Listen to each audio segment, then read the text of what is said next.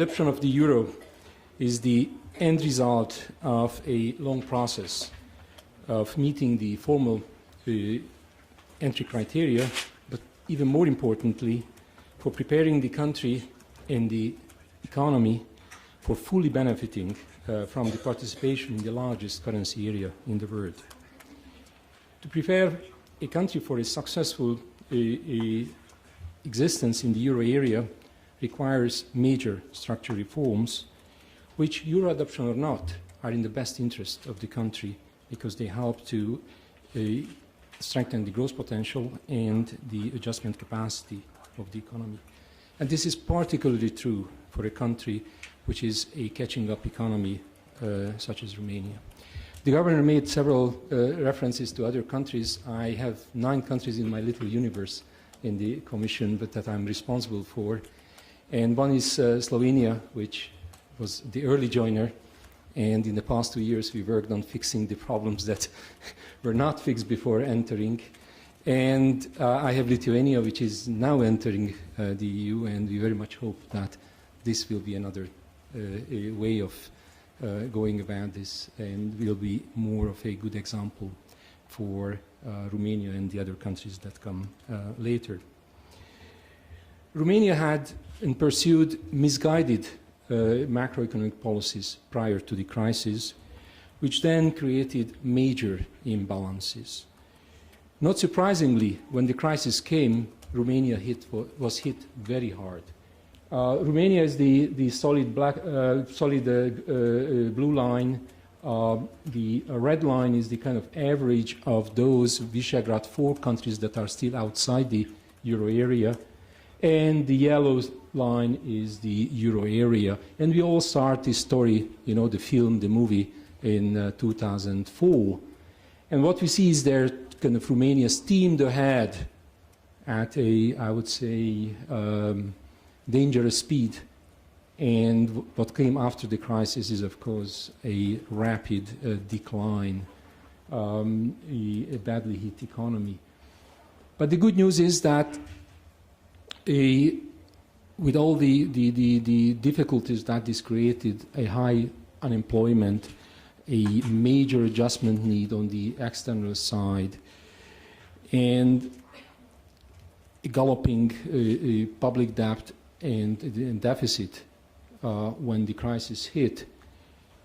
With the help of 3 joint consecutive EU-IMF financial assistance programs, and with the support of several facilities from the World Bank and knowledge from the World Bank, these large macroeconomic imbalances have been fully corrected. I fully agree with the statement of the governor that Romania has never had as strong fundamentals as it has now. So if we look into first the fiscal part, what we see there is that deficit shoot up, almost, reaching, dangerously high levels. But in fact, Romania is by now a country which reached its MTO last year, actually 1 year ahead of a very ambitious plan. With all the problems, and I will come to that, underlying this, but the beauty of reaching the MTO for a country is that from now on, the country can fully enjoy the benefits, of the fiscal benefits of growth, because there's no need for further structural adjustment. And needless to say in this room that there is plenty of need for those fiscal benefits of growth in education, healthcare, and public infrastructure. Of course, we need more than just money. We also need good implementation, and I will come to that point too. But at least from this level of abstraction and macroeconomic view, this is a very comfortable position, and there was a lot of sacrifice going into reaching this position. So I will come to this point too, that, and the governor already mentioned this, turning back is a very costly thing. And the other important thing to take home from this chart is that Romania managed to stabilize public debt at around 40% of GDP still much higher than before and still higher than many strong countries that entered the euro area had at that time, and I'm referring to the Baltic countries. But it is very far from the alarmingly high levels that we observe in some of the euro area countries. So there is a good starting position despite an increase there. The other important area where there is some success, and again I think this stands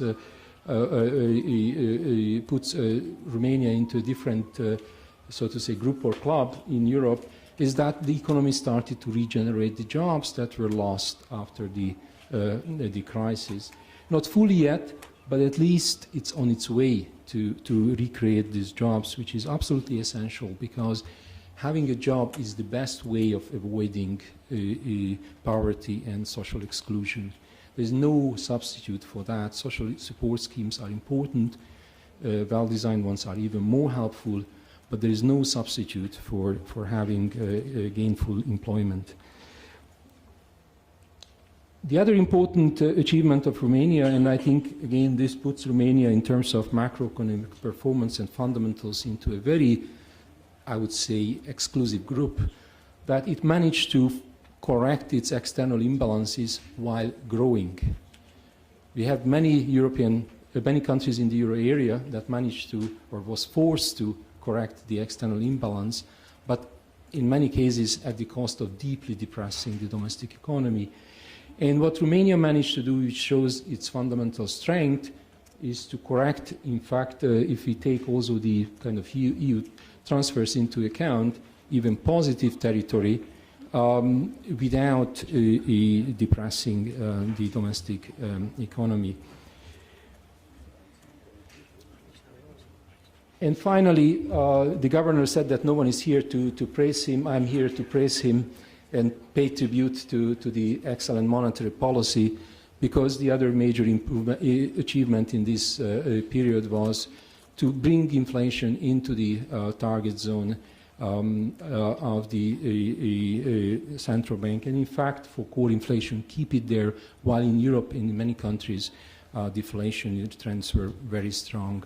So I think this is again an important thing. And for what I don't have a chart, but I would like to also mention, paying tribute to the National Bank's work, is that the banking sector weathered the crisis well and capitalization remains strong, reflecting also rigorous banking supervision, which I think is a national asset and should be valued accordingly.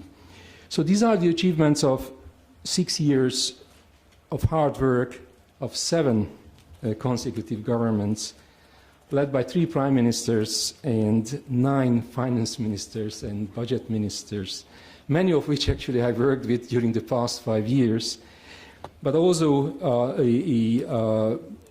hard work by the National Bank and the Financial Supervisory Authority, where we had more stability during this period, so numbers are lower. But these results were also achieved at major sacrifices of people in country. People who lost their jobs, civil servants whose salary were cut, and also people who had to pay higher taxes, higher energy prices, and people who worked in state-owned enterprises and had to undergo major restructuring, which is always a scary moment in anybody's life. So these hard-fought results now put Romania into a very comfortable position to start the real convergence or continue the real convergence. And these are results that should not be given away so easily. In fact, they should not be given away at all. So what needs to be done at this stage? Now, reaching the euro and getting to the adoption of a euro is end of a long road and a long walk. But it's better start the long walk with the first step in the right direction. So what we would like to point out at this stage is that the country needs to use these good fundamentals and the good macroeconomic environment to pursue its ambitious reform policy agenda. And the euro adoption could be, the goal of the euro adoption could be a good anchoring in this respect. Fulfilling the criteria of the euro area membership goes beyond quantitative reference values. As the governor pointed out, and I cannot agree more, sustainable convergence with the euro area economies is absolutely key for this. The assessment of whether a country is ready for the euro area is not is, of course, rule-based. But within this rule-based assessment, the structural weaknesses, including governance and institutional framework related weaknesses, will enter with great importance and may pose a risk simply because they may pose risk to a smooth and successful existence in the euro area. In this regard, I would like to mention the close cooperation with the single supervisory mechanism, which again we see as an important element of towards the joining the euro area. It is not a formal requirement for euro adoption for the very reason that SSM was created much later than all the agreements on how countries will join the euro area, but it is and could be an important way of creating the trust with the other member states. And the word of trust when we talk about joining the euro area is also very important. At the end of the day, you are joining a club where there are certain rules and there is a trust-based dealing with each other much more than only rule-based things. In this regard, again, Romania is extremely well positioned because it has a banking sector which is fundamentally strong and sound, and the supervision which is well respected. And the EU-IMF, joint EU-IMF program will end with a soon-to-be-launched comprehensive AQR stress test that can further instill confidence. More broadly, in the financial sector, Romania has already started a comprehensive balance sheet assessment in the insurance sector, and the ESF has made significant progress towards strengthening its supervisory capacities and more broadly turning itself into a modern European non-banking supervisory institution. So the European Commission would encourage Romania to use the current period of strong growth and stable macroeconomic environment to accelerate the reforms. And the successful completion of the EU-IMF program, which is currently off track, would be a major step forward in this regard. It would also be a very important positive signal to the market and with all the benefits of this. The outstanding structural reforms in this joint program could greatly contribute to all these important underlying processes that are needed for euro adoption. The EU structural funds, better use of them, could significantly contribute to those infrastructure investment that the governor just pointed out that is necessary to reduce regional differences within the country. The systematic under-implementation of the public investment budget is a major source of concern in this regard. So this is a little bit of the qualification to the good macro number of reaching the fiscal target, that it's better be based on a good implementation of the investment budget, which at this stage is not yet the case. The promotion of competition in the energy market and the deregulation of gas prices for residential consumers is also an important step forward, improving the functioning of the economy. The liberalization for corporate users or producers was an important step in this regard, but the next one needs to be taken. It is also important to further implement the restructuring of large loss-making state-owned enterprises in the energy sector and in the transportation sector, and generally to strengthen corporate governance and the competitiveness in these industries. partly because these companies pose a major risk to the budget and also cause problems with state aid regulations, as will be apparent in the coming weeks. The Romanian banking sector weathered the crisis very well, but still there remain a major stock of non-performing loans that is continuously decreased now since last March. I think this process needs to be continued. And I need to mention that homegrown legislative initiatives that can hurt the banking sector is always lurking in a way there as a risk factor. So this is better to be avoided. The new fiscal code, which we all agree that has major positive elements in terms of making the tax system more conducive to compliance and low cost of tax regulation compliance. At the same time, we would like to see their measures that are in conformity and in line with the agreed fiscal targets, and make sure that the implementation and introduction of them is carefully done so that those fiscal targets are not endangered. We had a very good discussion on this with the minister, and we very much hope that the spirit that I just mentioned will be the one that will guide both sides in this process. And finally, I would like to mention administrative capacity in the public sector, which is absolutely essential to have a modern state, and the state that is more a help to the private sector than a drag on the private sector, which after all creates jobs and growth. And in this regard, again, we were encouraged by the ambitious plans, but we'd like to see implementation. So the Romania's program, a joint EU-IMF program, will end this year. But the country, as like any other EU country, is now fully integrated into our surveillance system, which is what we call the European semester. This will ensure that the European Commission continues to promote and support economic reform in Romania. We just published our regular 2015 country report with a significant part on imbalances, because Romania was also selected as one country, one of those countries that need an in-depth review under the macroeconomic imbalances procedures. And Romania was found to have some imbalances, and the governor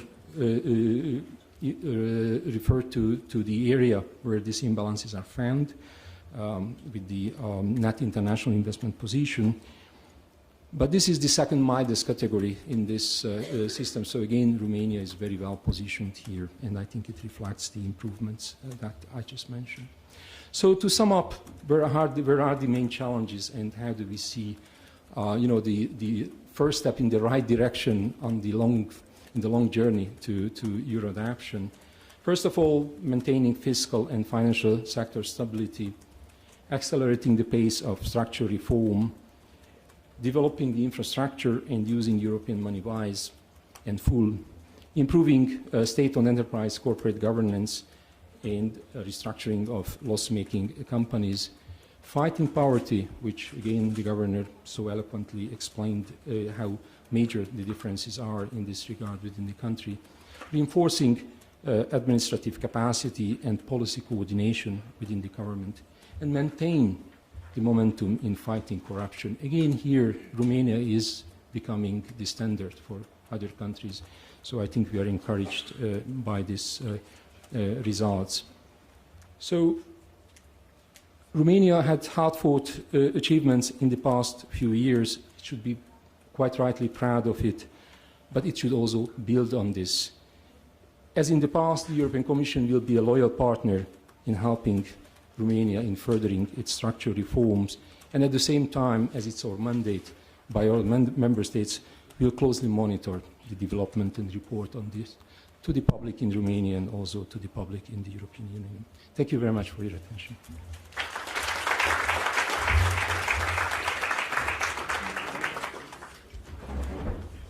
Mulțumim și ultimului panelist, domnului Szekely, și mulțumim și dumneavoastră totodată pentru curiozitate și pentru participare.